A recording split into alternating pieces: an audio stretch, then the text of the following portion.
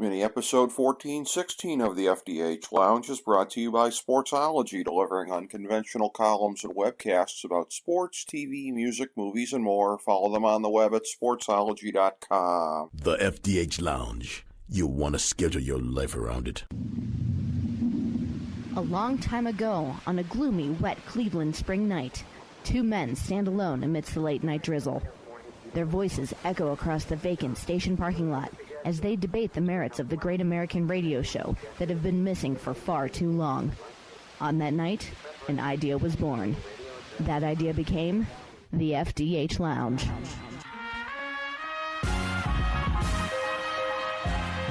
Welcome to the FDH Lounge. Hello, everyone. Welcome to FDH Lounge Mini episode 1416. This is FDH Managing Partner Rick Morris here with two of my favorite FDH Lounge dignitaries, and we have a project that we have been working on a little bit, maybe kind of half-teased it out once or twice, but we are ready to come clean with it here in the holiday season.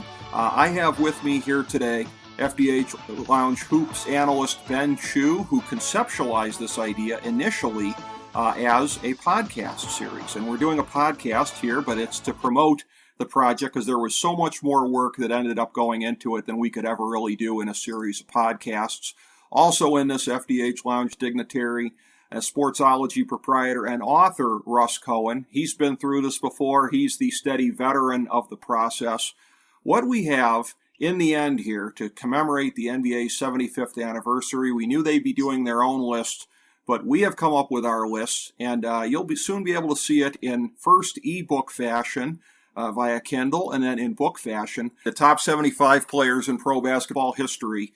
And Rick Morris, Ben Chew, Russ Cohen on the label here as you'll be seeing it. And again, I want to get these guys on to talk about this. We're going to kind of tease it for you, not give you anything too specific to where you wouldn't want to go buy it or anything. We wouldn't want that, but just enough to get you all interested as I peel back the curtain here. So, Ben, like I said, you came up with the idea in the first place, the seed of the idea. And here we go. We are just about ready for this thing to come out. Finishing touches being put on it as we speak, but ebook in time for the holiday season, my friend.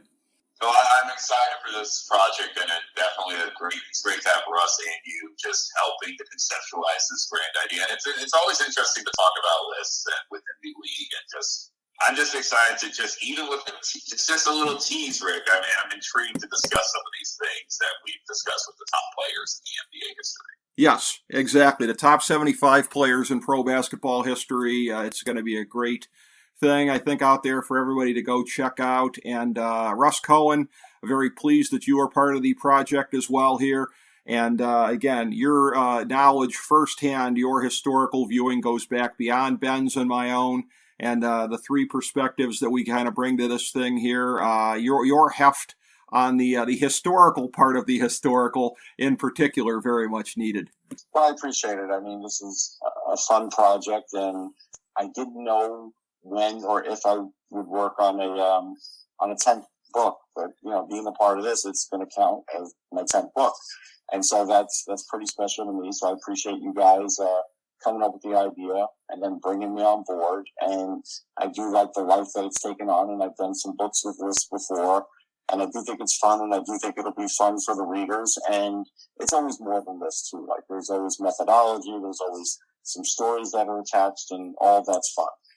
Absolutely. And just in order to get into the methodology, there is one spine that kind of binds this thing as we go through. And for anyone that's been checking out year to year, with our pro basketball guides that we've been doing, promoting them with Sportsology, fittingly enough, the Pro Hoops Draftology series over the years. Every summer we take a look at the top 30 players in the NBA, just going, an average of one per team and going through. What we did for this book was expand that through the history of basketball, but pegging it to the number of teams in basketball at the time. And making a year-by-year listing, we have, points that are derived from that. We will have in this book years that players were number one overall, in the top 5, in the top 10, and outside the top 10, but also on the list. We're going to have that broken down. That is essentially the core of it. And this is one of these things, Ben, where I was very, very much delighted because, again, we come to this with three different perspectives on our part. But doing the work, going through and presenting to you guys and taking a look at this thing here collectively in terms of what the numbers showed us over the years, we had a little bit of stuff here and there about should we move this guy up, should we add this guy, should we take this guy off? But it was remarkable to me how much we were legitimately all on the same page at the end of that process here, and the way that it opened up our eyes as far as the history of basketball and the roles that these players played over the years. And I'm convinced, Ben, that if it did that for us in working on this, it'll do it for the readers as well. Right, and I completely agree with that sentiment, Rick. I think it's also one of those things, too, that for the initial burst of like the top 25, I think a lot of people, there'll be some surprises for sure, but at the same point, I think most people know there's a certain group that's up there. But it was I would make the argument the most interesting part was the back half, essentially, of the list, where you saw some guys who you didn't think would be there, but had justifiable numbers, and just in general, it's just a very interesting sort of process to go through the entire history of these. It's, in this case, pro basketball. Yes. It's incredibly interesting to see what could, where people stand, especially, like the world was different in 1997 when the NBA did their 50 greatest players, and now moving to 75, it's incredible to see how much the game has changed. It very much is. And it's one of these things where, and again, I'm glad you mentioned here as far as pro basketball, because you have also the predecessor league to the NBA at the very outset in history, as the way that the NBA counts that for their 75 years, as well as the ABA. And we did some comparisons of players, ABA and NBA, through those years. And Ben, I know that is something that we really made great pains to go through, and to be fair in going through the eras here of this, because that's a thing where the NBA list, I know you and I have talked about this, it does give short shrift, I think. I'll say personally, I think to some of the players in the early days of the league, and it is a thing where you don't want to have it be overly weighted in that direction, but as far as being respectful to the true greats of the game from back then, I am happy that our list takes into account players from the entirety of the range of basketball history. Right, and it's always going to be an ever-changing history and evolution just in general, because we know the NBA is what it is at this time, but we have no clue what the league could expand to or be in the near to long-term future. So it's always interesting to look back and to look at different eras and different genres, just how the game has just changed just in the totality of it all. It really is the case. And, Russ, I know that in terms of when I mentioned the ABA a second ago here, I know that's something near and dear to your heart with the old school New York Nets back in the day, mm-hmm. Dr. J being there, and your perspective on, like I said, some of the things you saw firsthand that Ben and I really didn't get a chance to see. I was not able to take in the ABA in any way back in the day here, and your knowledge of the NBA and what was also from where you were at in New York, the golden age of Knicks basketball as well. I mean, the few greatest years in the history of that franchise compacted into a handful of years that happened to coincide with your formative years watching the game. Yeah, it really did work out that way. It was one of those things where, I lived on the island, and remember when the Coliseum opened and was there for some of those Nets championship games, the last season, a lot of them. And because my dad would drive us there and just leave us there. Tickets were cheap, and we sat in the stands, and we loved it. And he would come sometimes, and then his big thing is he'd want to go to MSG, though, and see games. And so we would go to Madison Square Garden, and, we're talking 70s, late 70s. And so there was a lot to see. And what's interesting is when you do lists like this, as an example, I remember some of these guys being drafted. Some of the older guys, I remember seeing footage on. Some of them, I remember my dad talking about him, watching him play when he was a kid.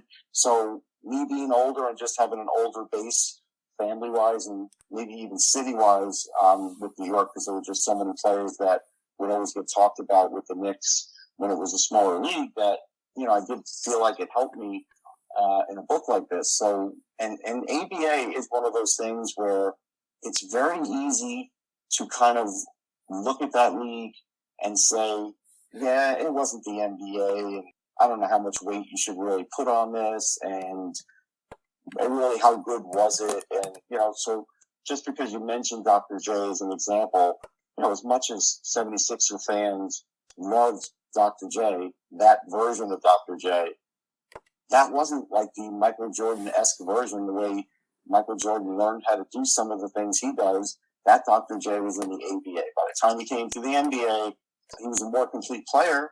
He finally had a jump shot. He never had a jump shot.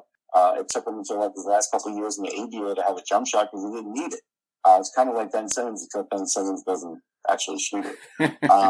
But it's one of those things where you look at it and you say, okay, now I kind of get it. So, he was older, he changed his game, and he still was an NBA superstar. But if they had him at the very beginning, when he came out of, Boston College, I think? Or Boston University, I think. I always get Boston College, Boston University mixed up, but he's not one of them. And if you had that guy in the NBA, it would have been unbelievable. So it really is a difference. And there were just some great players. Like, there were other leagues in other sports, like the WHA in hockey, and the ABA was better than that. Like, it was really the closest thing to the NBA. And in a way, as a kid, I found it more interesting at times than the NBA because it had three-pointers. It had the red, white, and blue basketball, which is what I had in my yard. I had a court. I used the red, white, and blue all the time. So there were some things that really, that the younger fans really went for. And so, and because the NBA was more brutal, guys were getting elbowed under the boards. You had guys running and punching guys like Kermit Washington, punching Rudy Tomjanovich, those kinds of things. Different leagues. Yeah, and I mean, that's a very good point. And also, again, so it's the NBA, the ABA, and then, of course, the BAA, which I had alluded to a little bit ago here, which was the predecessor of the NBA. The NBA claims that as part of their history, so that's included as well, albeit in that brief BAA stretch. I don't think it's too much of a spoiler alert to say that the list is not bulging with players who were around in the first year of the NBA, but again... Oh, and you know what? I had to look it up. It's UMass. See, I knew. Oh, UMass. That's a good point. Dr. J was UMass. That's right. I was thinking in my head. I'm like, I don't think around all the Boston. I really did. Russ, they're going to revoke your press credentials for the Beanpot for the next couple of years for making this mistake. But it's one of those things though where. And it's interesting in terms of Dr. J because let's just use him as a microcosm here for our examination because as we're going through and we're looking at the totality of everybody's career, as you said, his game was further developed in the NBA as far as having a jump shot, but by the same token, the knees were starting to go progressively more so over the years. The athleticism by the end of his career really wasn't there. So, it's a matter of how these players end up. The truly great players end up making up for that, compensating for, in some ways. I mean, Michael Jordan became more dependent on his jumper as he went through the course of his career. Moses Malone was, the Kevin Garnett of his era coming out of high school. Yep. And going into the ABA. Great point. And they didn't do that in the NBA.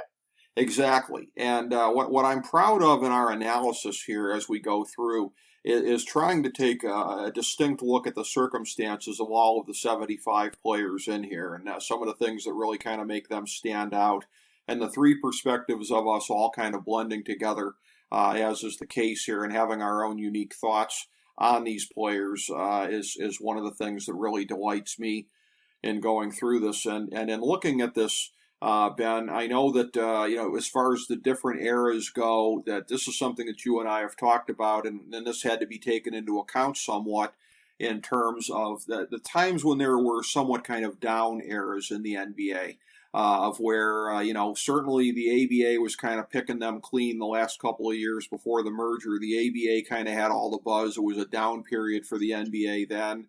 You look at it, you flash forward ahead about 20 years or so. the mid to late 90s, and I think you and I saw as we were doing the research here, you could stretch that even into the early 2000s of where over expansion, it kind of took the league's talent pool a little while to kind of catch up to that here. So times of greater strength for the league, like we saw in the 80s and some other periods, times where it was kind of weaker and the talent pool was kind of down. It started to kind of come back a little bit, into the 2000s as the class of 2003 paved the way for some of the other draft classes here. There were some very distinct factors we had to take into account, Ben, as far as measuring the quality of competition that all these guys went up against. Right, and I also think it's the nature of cyclical draft classes that are every 10 years there's going to be 2 or 3 really good ones, and then a couple that are average, and then 1 or 2 that are going to be really bad. And just in general, the thing that's just, in my opinion, that just makes this sort of a list even more interesting is that you're essentially weighing players from different eras against each other. And I mean, it's the constant joking that younger generational kids make on Instagram and TikTok all the time about all these dudes playing in the 80s and 90s could not exist in today's NBA against LeBron and Trae Young. And I have a feeling, there's that sort of list historically that we always see players through a lens based on the era, and it makes it interesting when you're trying to compare to different eras. So, I mean, I've had friends who are analysts themselves. It's like it's impossible to compare sometimes because each sort of decade is run by sort of the successful teams like the Lakers, the Celtics, the Spurs, and it just feels like over times, if you just kind of look at these eras, you have to take into account the style of play that was going on during these years. And you also have to take into account, too, if a team won a title during a certain player's run, was it because that they were playing a down year and that's why they were able to win, or was it because they were actually going up against high level of competition? So I think that's ultimately what we always, just as sports fans, love to discuss in terms of just trying to compare different eras, because it's one of the few things in life you can never truly compare because it's all different planes of existence in different decades at the end of the day. It is. It's true. I'll add this, Ben. It's hard with eras for sure. And like I said, because one era is physical, like now it's not as physical. But I'll give you one guy that was era-proof, and that's Kareem.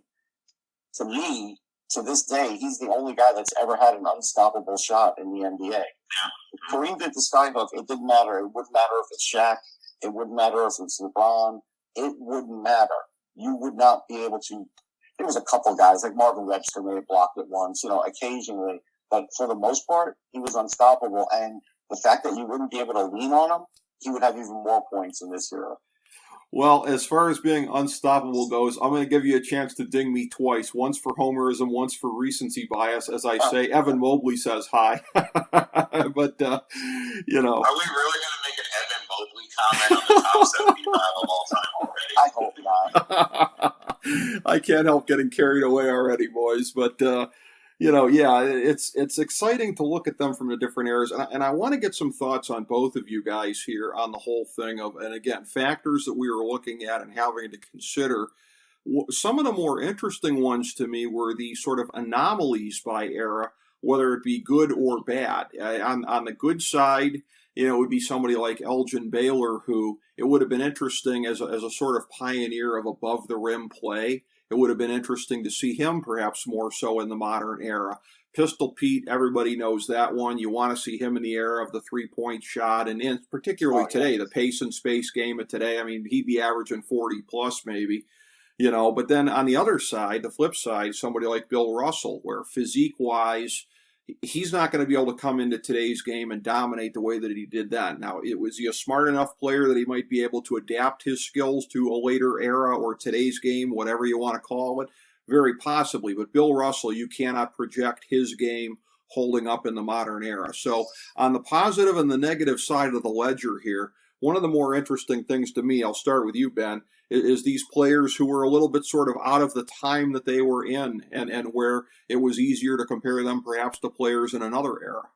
Right, and I think there are a bunch of guys that you could make arguments for and cases for that if they were in a different era, they would have been at least more successful. I mean, I'll just make a interesting just narrative too, just right off the bat, because obviously we all know Stephen Curry is on this list. Sure. Would Steph have been that same sort of player in the late 80s, early 90s? It's very possible he could have been, but the three-point shot was not really a big fixture at that timeline because teams weren't shooting it as much, not until like the mid-90s with the Orlando Magic. Right. That there were teams taking 10, 15, 20 three-pointers in a game. Now, his shot, if you don't take at least 35 attempts, it's completely bonkers to most people. So yeah, that's true. I think just with all these sort of errors that we have to pay attention to when we do put forward a list like this, is you have to sometimes even just not necessarily guess, but you have to estimate, like, because as Rick knows too, there are certain stats in the 60s and 70s that are not fully fulfilled because they didn't track blocks, they didn't track steals as well as they do in this day and age. So it's interesting to see where we kind of have to fill in the gaps for certain players during certain different eras. Very much so, and I want to get your thoughts on this too, Russ, as the person out of the three of us who's seen the most different kind of eras of basketball. This is something I'm sure that has occurred to you countless different times over a period of time. Oh, imagine this guy in this era or this guy in this era. Like we're having to keep from extrapolating here and take them in the era that they were in, and that's how they were evaluated for the purposes of the list. But in terms of imagining what could have been for a lot of these guys in the different eras, that is something we get into exploring in some of the commentary, and that's what makes it kind of fun. Yeah, I mean, like Ben said, Maravich's shot was Maravich's shot. He did drive to the hoop too, don't get me wrong, but with that shot that he had, he would have been shooting a lot of threes because there was a game that he I'm pretty sure it was against the Knicks, and that's why I was watching it. And I want to say he was with New Orleans, where he set his own personal record, and he was shooting from everywhere, and he was shooting to the point of exhaustion because New Orleans wasn't very good, right? But he was just shooting, and so he would still do that. It wouldn't have mattered if there's a 3-point line or not. Someone like Rick Barry would have hit a crap load of 3-pointers. Like that would have been easy. In a way, he would have averaged more points because he could have just held up and went for a three instead of having to get to the line where he was the best foul shooter in the game for a while and get points that way. There were some other big guys that had there been a three, like you basically, like Joel Embiid shoots a lot of threes, probably too many. We get that. Bob Lemire could have shot threes. Mm-hmm. Because he was the one weird center in that era of amazing centers that wasn't as physical as the other guys and wasn't really necessarily predicated on the inside game. So he's a guy that I would look at and say, yeah, he could have hit more, but he didn't have a chance. It just wasn't the way it was going to go. Adrian Dadley's another one. Adrian Dadley could score from anywhere. Yeah. So and he had a great outside shot, and I remember watching him. Pretty sure he was at Notre Dame, and he would just light it up, and he lit it up in the NBA too. And so, yeah, a guy like him, he could have done that. It wouldn't matter the era, and and then there's other guys like a guy like Jerry Lucas, who, his claim to fame was he actually memorized the phone book one year, and I think he did it. I'm not sure if he did it when he was on the Knicks, but it was a huge story because back then Guinness World Book of Records, all those things were fun things, but he was an inside player. Right. So I don't know what kind of factor he would be in the era where the inside players now are like 250 pounds and, he wasn't. He was generally a taller, thinner guy. So, and he used to, you look at his nose, he had his nose broken a bunch of times. Sure. A guy like Dave DeBusschere too, always was under the boards getting his nose broken. Those guys were great in that era. They wouldn't have been as good or effective in this era. They just couldn't be. Well, and in terms of, and you mentioned Bob Lanier from the 70s, in terms of somebody, I think of another Bob, an undersized center from that point in time there. I wonder if Bob McAdoo could have been, possibly adapting his game to step out and take more threes as well. So, yeah, I mean. Yeah, McAdoo had an amazing outside shot. Yeah. Especially back then. They would always talk about him. He really wasn't physical, although I have to tell you, when there were injuries, he still could play the center position. Right. but he really wasn't a center. Right. Not a true center in any stretch of the imagination. You're right about that. And we did get to see George Girvin in the 80s, so we know what he can do out there as well. But yeah, I mean, it was a point in time where, and again, one of my favorite players of all time, Mark Price, that's somebody who definitely you look at what if he had been encouraged to shoot more threes, but that's just the way the game was back then. And somebody who was a big cult hero for my Cavs teams of the youth, how ironic this would become over the years. Del Curry, a big cult favorite, loved watching him at the Coliseum back in the day. I did not know what the future would hold, let me assure you.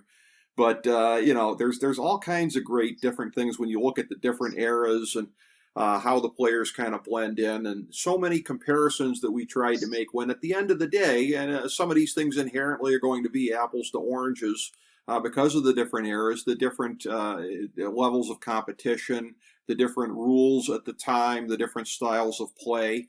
But be that as it may, you power through on something like this. You do the best you can with the tools that you have, and you'll get to see some of the tools in the book here, because the year-by-year rankings that we did, we do have those in there, and on our top 75 list, like I said, we have it broken out. Number one overall, the years that each of the players were the ones that made it to number one overall.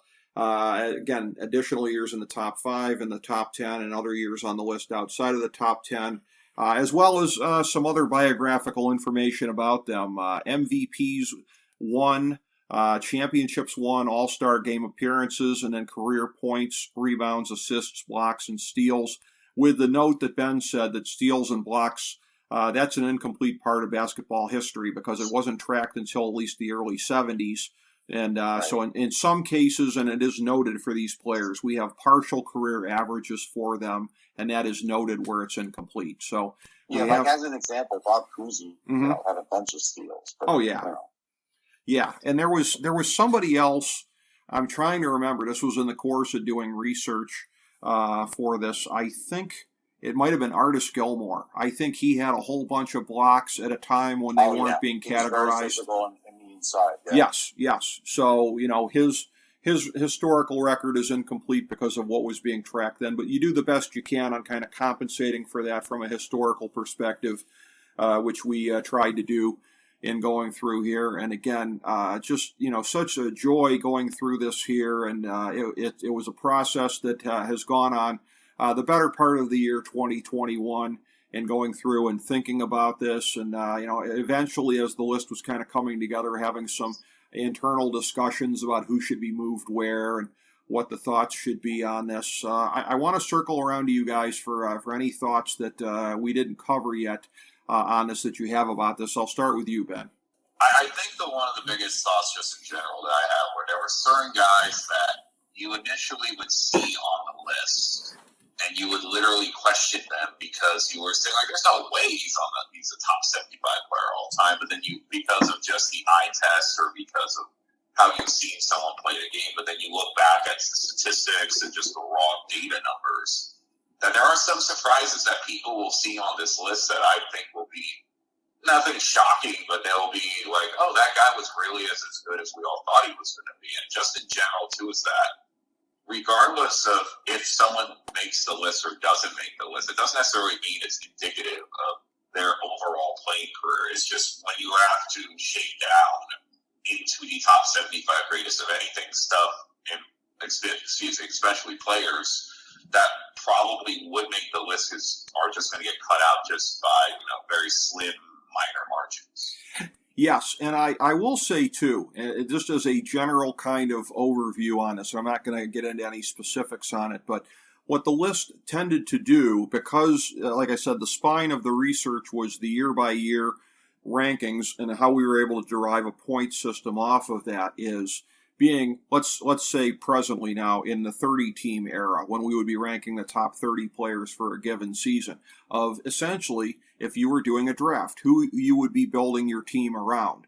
So there are some players that people might expect to see on this list, but if they were never anything better than, at best, the third best player on a good team or the fourth best player on a good team, you might be a little bit disappointed in where they're going to come on the list here, because this tended to be based around players who were the best player on their team, maybe the second best player. There's a handful of cases of players who were the third best player on their team, but it was basically top heavy in that sense here. And it was not something that was as rewarding, shall we say, to role players. And all some of the great role players of all time, they didn't fare as well as some might expect. Wait, so Rick, are you trying to tell Scottie Pippen fans that we're not going to overrate him here and he's going to have to stand on his own? Well, is that what you're saying? I will say this, that I am going to get into a little bit of my blurb on him, which is that when I started to discuss him in there, that he was the first person on the list as you're going down it that people think of as being a second banana, but there were players above him on the list that were second bananas, but we don't think of them that way. Like at a certain point in time, Kareem was the second best player on the Lakers to Magic. That didn't take too long for that to be the case. Maybe a year, 2 years, 3 years. Would we think of Kareem as being a second banana just because Magic was more instrumental? I don't think so. But Scottie, because he won a championship before Magic too, right? He was older. And that's true. But that's why, spoiler alert, Kareem's higher on the list than Scottie, because he had the chance to be the best player on a championship team. There's any number of players that actually were second bananas on their teams because they gave way to a better player, but we don't think of them in that way. So it's interesting in terms of Pippen. I'm not so much thinking of Scottie Pippen as I am somebody that I'm not going to get into to leave some intrigue here, but somebody else from the Bulls dynasty here as well that some might expect to be on the list that was not on the list. And his name, by the way, is not Michael Jordan, but yeah, we will. It's fair to say that. Yes, it's fair to say that. And I will say we do have a little bit of a section here as well about. There's a little bit of a debate about who is the best player of all time, and we did kind of get into that a little bit and kind of making the case for the top of the list, kind of back and forth. So you would expect to see something like that in a book like this. You do have something like that as well. Circling to you, Russ, any thoughts on this here with you that we didn't get to? Yeah, just when we do talk about eras too, there were things that part of their moves that certain players could do in their era that we wouldn't be able to do now. So as an example, the Big O, Oscar Robertson, he had that elbow, and that's how he got his space. You can't do that now. Right.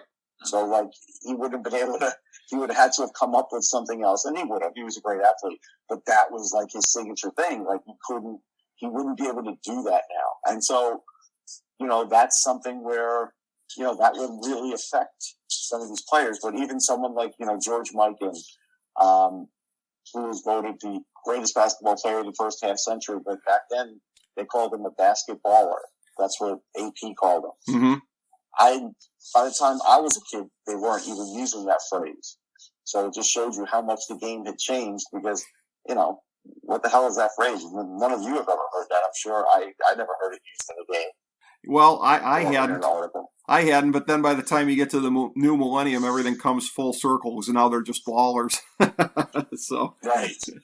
Everything, the terminology kind of changes over a period of time, and as you go through, it's different styles and all kinds of really different elements that come into play with something like this. And essentially the nature of a project like this is that it's going to be part of that whole part of hopefully the best part of debate culture in America, because let's be honest, it's really gotten dumbed down on TV, whether it be sports first comes to mind, but let's not leave out politics and any of the other shows where people are jawing back and forth at each other. It's generally lowest common denominator. Something else just hit me. So the one thing that statistics help you with is sort of takes out a little bit of bias, like, hey, how many Boston Celtics and Lakers do you have on the list?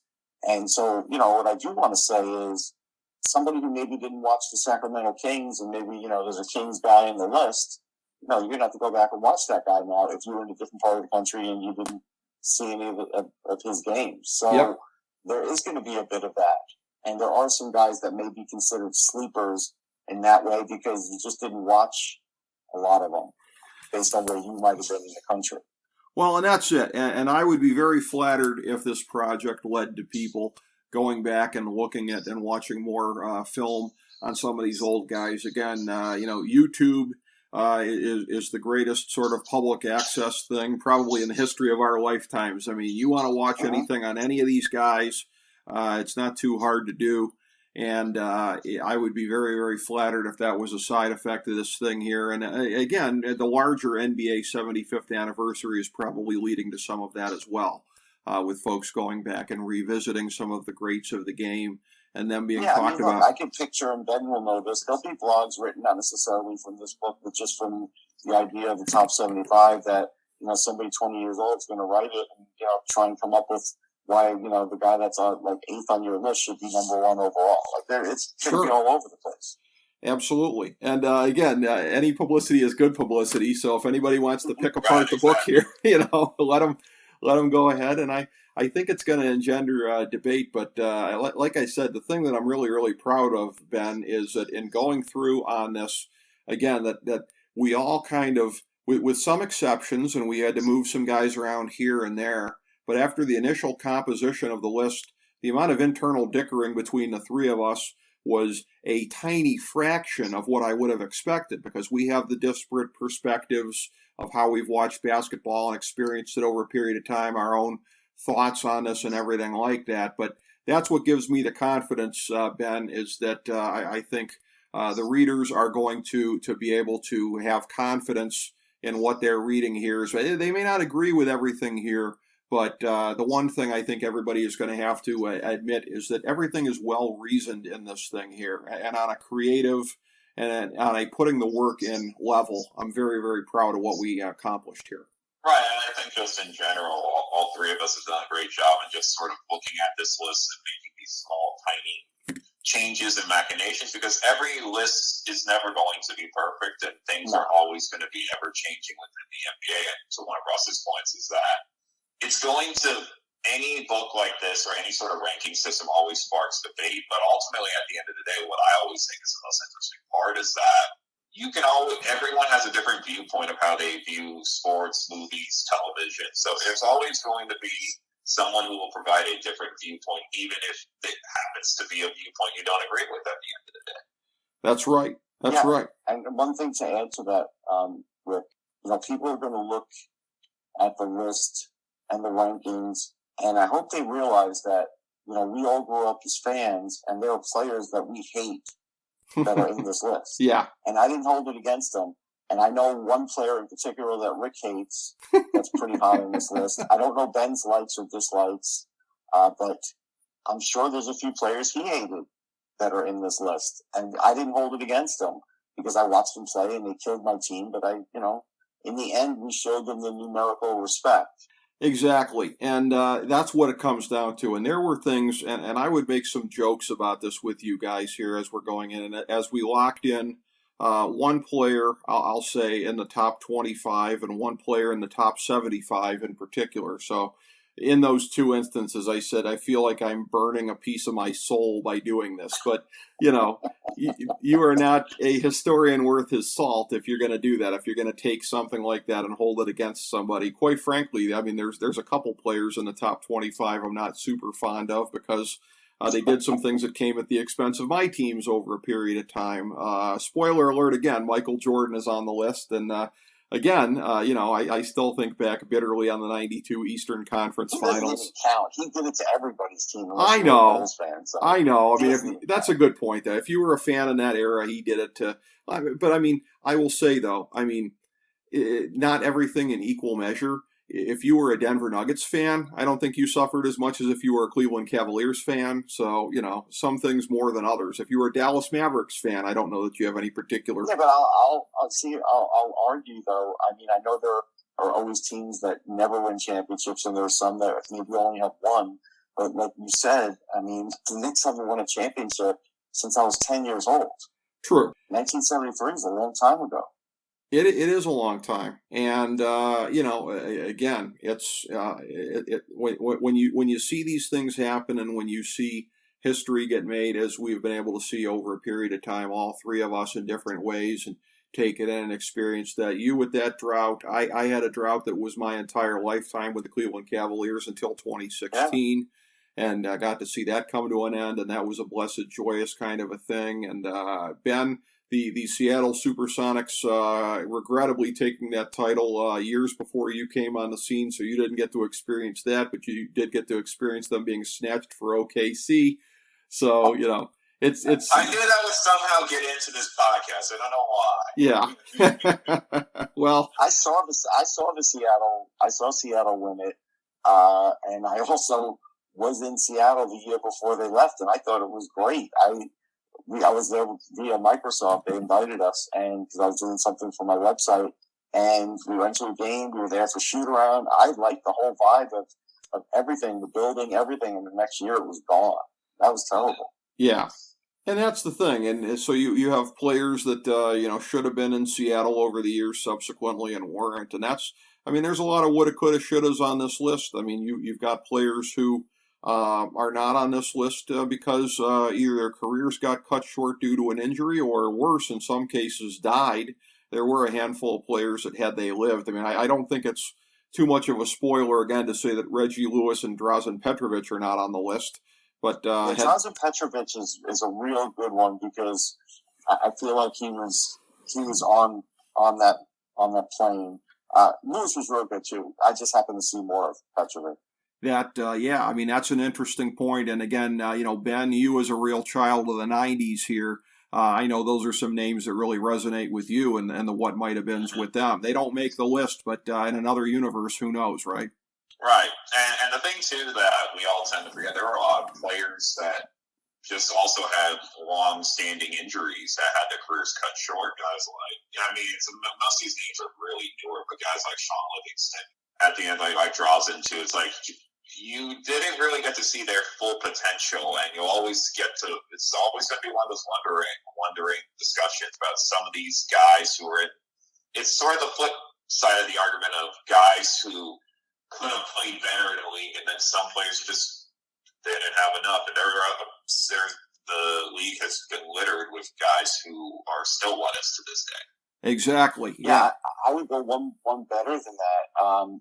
That's where the eras really came in because, there was one player, I went back and forth with Rick 2 or 3 times. There were a couple players that had like 4 or 5 really great peak years that, unless you're really studying the era, you don't realize it. Yeah, that's true. And I know in the case of one of the players you and I went back and forth on, it was a thing where I'm going to say in particular, I think the biggest mud pit out of any of this stuff, leaving aside maybe the early days of the NBA when the talent pool was kind of down, before it was really integrated to any kind of a degree and you had the wider talent pool. But the biggest mud pit for trying to figure stuff out was the 70s. Because first you had the 2 leagues being separate, and each of them somewhat kind of watered down. I think the ABA was more watered down the early part of the decade, and then sort of the NBA prior to the merger. But again, neither league was at full strength because of the power that the other league had, and then fitting everybody into one heading after the merger, 76, 77, 78, 79. Those years were just kind of a blur as far as all the player movement and new teams, and something you and I had talked about off air, Russ, as far as a while back. We talked about this, the 77 76ers, that you add McGinnis and Dr. J to that team, and they're an instant powerhouse. They go to the finals. Yeah. It was a big upset losing to Portland there. But those years, trying to measure out the different players and who against who, that to me, I'm just going to say from my standpoint, that was the hardest era after the early years of the league to really try and get my arms around. Yeah, just to give an example, like McGinnis would be like on the cover of Sports Illustrated. Like he was a fairly dominant player for 4 or 5 years, and he had this odd one-handed jump shot, which nobody would dare do nowadays because most guys would get it swatted away. But he was like a tough guy, and he did it, and it worked. So right. It was, it was really a unique kind of a thing, and so many different idiosyncrasies about these players, and I really feel like we did our best, I think, to capture each of these guys here, what made their individual stories so special, and why they landed where we thought they landed in their place in basketball history.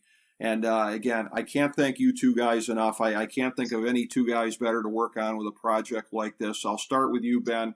You had initially conceptualized a podcast series, again, as I indicated earlier, and then we realized there was enough work in this thing actually for a book. And here we're using the podcast thing to kind of promote it. But, you had the idea, and again, you're somebody that was a basketball historian, before this project ever was. Now I'm happy to get to say that I am as well. So, Ben, thank you for your part in this, buddy. It was a real joy. Well, I appreciate it, Rick, and I appreciate Russ working with us on this too. It's an interesting project, and I can't wait for people to read the book. I agree completely, and I want to echo Ben's sentiments about you, Russ. There's no substitute for having somebody in the process that, first of all, has seen as much basketball as you have over the wider period of history than Ben and I have, and as well as a true veteran of the genre. The 10th book, we can't say this often enough, the 10th book for Russ Cohen, and I am honored that this one gets to fit that bill for you, because it's been an amazing project to work on with you guys. Yeah, thanks. I feel the same way, and you guys are just, basically saying in a nice way that I'm old, but that's okay. At least as someone who's older, you found a use for me, so that's good. Well, yes, I'm always good at finding pleasant euphemisms here in life, and again, had to find some for some of the players on the list here as well, because there were some of them where, quite frankly, with Rick Barry, whether it was kind of the Ty Cobb factor as well as how his teammates looked at him, there were some things in here where we had to address some rough edges with some of the players. Hey, I met Rick Barry. I met him as a little kid. I loved him that day. Did he kick a basketball at you or anything, or was he nice? No, He was on the Nets. Okay. I very much enjoyed Rick Barry. I never had a problem with him. Okay. Love that free throw shot. I'm not going to lie, I used to imitate that in the backyard. I think a lot of us did. But so many unique elements of the players on this list. And the players who made this list can forever say that they are one of the top 75 players in pro basketball history, according to Rick Morris, Ben Chew, Russ Cohen. Guys, thank you so much for being a part of this show here, talking about the book. And everybody, again, as we indicated, this will be available just prior to Christmas here on Kindle, so you have that to look forward to. Large softcover coming your way not long thereafter. Thank you, everybody, for being a part of the audience here for mini episode 1416 of the FDH Lounge.